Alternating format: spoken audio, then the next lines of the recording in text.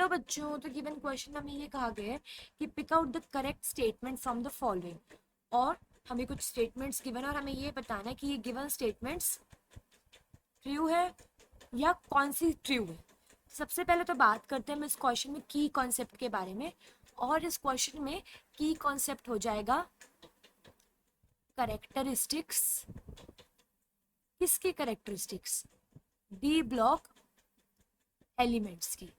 अब हम जब ध्यान से देखेंगे तो हमें पांचों के पांचों पार्ट्स में सिर्फ डी ब्लॉक एलिमेंट्स के बारे में ही बताना है। तो हम इस तरीके से कह सकते हैं कि हमारा की कॉन्सेप्ट हो जाएगा characteristics of D block elements.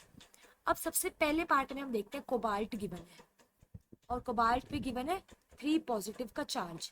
सबसे पहले हम इलेक्ट्रॉनिक कॉन्फ़िगरेशन देखते हैं कोबाल्ट की, जो कि होती है 1s2 2s2 2p6 3s2 3p6, इसके बाद होता है 3d7 और 4s2, ये होती है। अब कोबाल्ट 3 पॉजिटिव है। कोबाल्ट 3 पॉजिटिव का मतलब ये होता है कि इधर से भी 4s2 से भी 2 इलेक्ट्रॉन्स लूज करेगा और 3d7 से 1 इलेक्ट्रॉन लूज करेगा। तो हम लिख सकते हैं यहाँ पे 3p6 के बाद 3d6। ये है CO3 पॉजिटिव का केस, कोबाल्ट 3 पॉजिटिव का केस। यहाँ 3p6 तक तो सेम आएगा, फिर एंड में हो जाएगा 3d6। अब फर्स्ट पार्ट को डिस्कस करने से पहले हम साथ साथ फिफ्थ पार्ट भी देखते हैं। फिफ्थ में हमें गिवन है cobalt 2 positive is more stable in octahedral complex. तो जो कोबाल्ट 2 पॉजिटिव है इसके लिए भी यहाँ तक कॉन्फ़िगरेशन सेम रहेगी 3p6 तक, 2s2 2p6 3s2 3p6, फिर इसके बाद यहाँ पे 3d7 आएगा। क्यों? क्योंकि इसके केस में कोबाल्ट 2 पॉजिटिव के केस में सिर्फ 4s2 पॉजिटिव से ही इलेक्ट्रॉन्स लूज होंगे। ये इलेक्ट्रॉनिक कॉन्फ़िगरेशन कोबाल्ट की है, कोबाल्ट, और ये है कोबाल्ट 2 पॉजिटिव की, और ये कोबाल्ट 3 पॉजिटिव की लिखी थी। यहाँ तक सारी सेम है। ये हमारा कोबाल्ट है CO, इस तरीके से। ये थोड़ा क्लियर नहीं लग रहा। कोबाल्ट का जो केमिकल फॉर्मूला होता है एक्चुअली वो होता है ये, CO लिखते हैं, C कैपिटल में लिखते होते हैं हम और O ऐसे स्मॉल। अब ऑक्टाहेड्रल कॉम्प्लेक्स का मतलब जो कॉम्प्लेक्स बनेगा उसमें 6 लिगेंड्स होंगे। लिगेंड्स मतलब डोनेटिंग एटम या ग्रुप भी कह सकते हैं। तो ये होता है ऑक्टाहेड्रल। अब ये मेमोरी बेस्ड है, हमें ध्यान में रखना है कि जो कोबाल्ट 3 पॉजिटिव होएगा इस तरीके से, उसकी जो चार्ज डेंसिटी होएगी वो ज्यादा होएगी CO2 पॉजिटिव से। फर्स्ट ऑप्शन में हमें गिवन है कोबाल्ट 3 पॉजिटिव और फिफ्थ ऑप्शन में हमें गिवन है कोबाल्ट 2 पॉजिटिव। तो जो कोबाल्ट 3 पॉजिटिव होता है उसमें ये चार्ज डेंसिटी ज्यादा होती है कोबाल्ट 2 पॉजिटिव से। अब ये चार्ज डेंसिटी क्या होता है? ये होता है डिफरेंस। डिफरेंस किसमें? नंबर ऑफ पॉजिटिव और पॉजिटिव के साथ साथ किसमें? एंड नेगेटिव चार्जेस में। अगर किसी पॉइंट पे जो पॉजिटिव और नेगेटिव चार्जेस या आयंस प्रेजेंट है उनके बीच के नंबर का डिफरेंस होता है चार्ज डेंसिटी। और ये CO3 पॉजिटिव में ज्यादा होएगा CO2 पॉजिटिव से, जिसके कारण जो ये CO3 पॉजिटिव है वो ऑक्टाहेड्रल कॉम्प्लेक्स में ज्यादा स्टेबल होएगा, मोर स्टेबल होएगा। जिसके कारण हम ये भी कह सकते हैं कि हमारा फर्स्ट ऑप्शन तो करेक्ट हो जाएगा, लेकिन ये फिफ्थ ऑप्शन ये इनकरेक्ट होएगा। अब उसके बाद हम बात करते हैं सेकंड पार्ट के बारे में। यहाँ तक हमारा हो गया। यहाँ पे फर्स्ट और फिफ्थ पार्ट हमने डिस्कस कर लिया। सेकंड में हमें गिवन है जिंक Zn।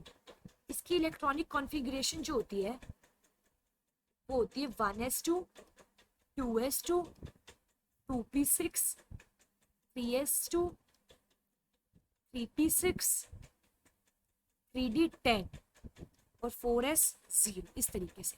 4s2 होएगा, 0 अभी नहीं होएगा, 4s2 होएगा, ये ध्यान में रखना है। लेकिन अगर अब यहाँ पे Zn2 पॉजिटिव प्रेजेंट है तो यहाँ पे सारी इलेक्ट्रॉनिक कॉन्फ़िगरेशन सेम रहेगी 3d10 तक, लेकिन यहाँ पे 4s 0 हो जाएगा। 4s 0 इसके केस में होएगा Zn2 पॉजिटिव के केस में, यहाँ पे ध्यान में रखना है। और Zn के केस में 4s 2 होएगा, 4s 0 होएगा Zn2 पॉजिटिव के केस में, क्योंकि 4s 2 से 2 इलेक्ट्रॉन्स लूज हो जाएंगे, रिलीज हो जाएंगे, तभी Zn2 पॉजिटिव बनेगा। अब जो जिंक होता है, जिंक सिर्फ +2 ऑक्सीडेशन स्टेट शो करता है।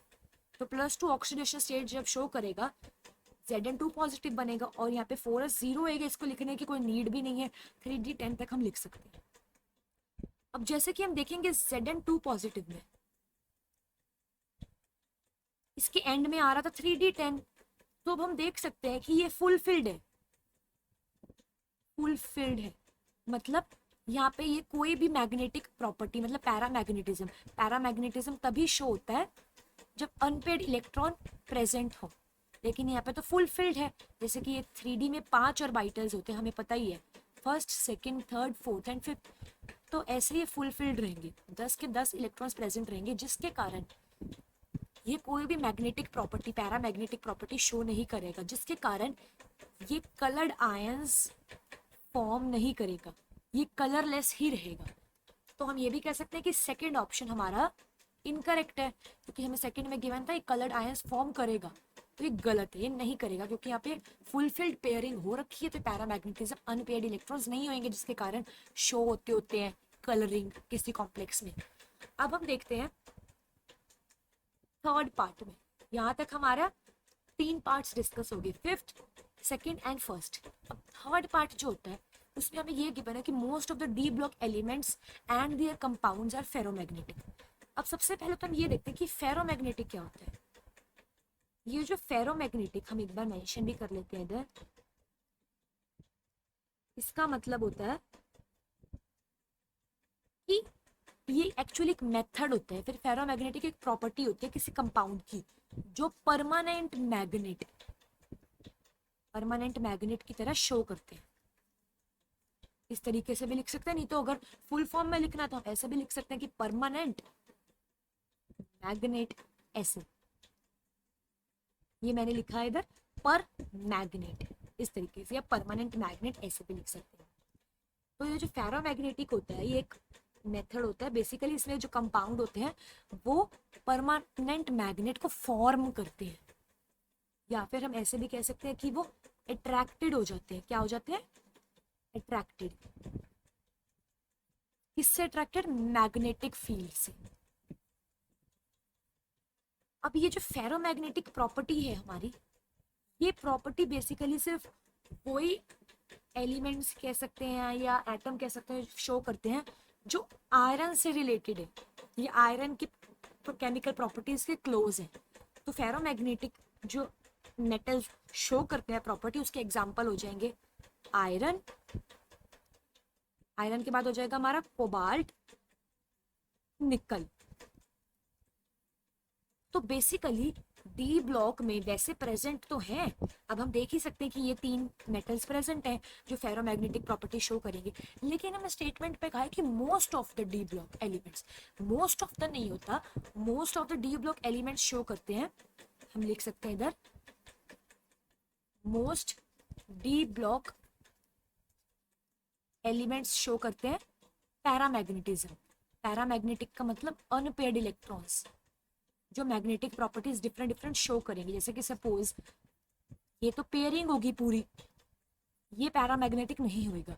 सपोज ऐसे प्रेजेंट है, यहाँ पे एक प्रेजेंट, ये अनपेयर्ड है ना, इसके कारण पैरामैग्नेटिज्म शो होएगा। तो mostly D block elements paramagnetism show करते हैं फेरोमैग्नेटिक से ज्यादा।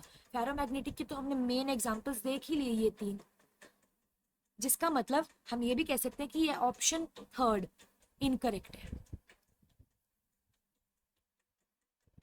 अब हम बात करते हैं फोर्थ ऑप्शन के बारे में, फोर्थ पार्ट के बारे में। हमें फोर्थ पार्ट में गिवन है ऑस्मियम। ऑस्मियम जो होता है ये डी ब्लॉक में तो प्रेजेंट होता है, साथ ही 8th ग्रुप में भी प्रेजेंट होता है, और इसकी इलेक्ट्रॉनिक कॉन्फ़िगरेशन होती है ये एक्सी। एक्सी क्या हो गया? जीनन।